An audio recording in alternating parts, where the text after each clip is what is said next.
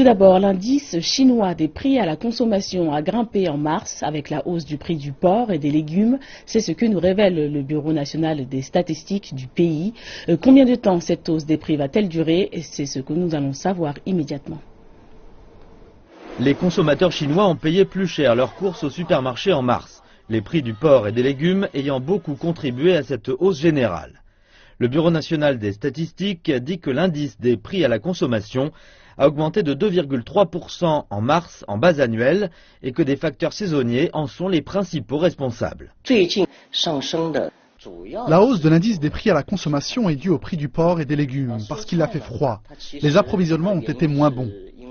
Mais sur une base mensuelle, le chiffre tombe à seulement 0,4%, montrant que la demande s'est contractée après la fête du printemps au début du mois de février, une période traditionnellement faste pour la consommation.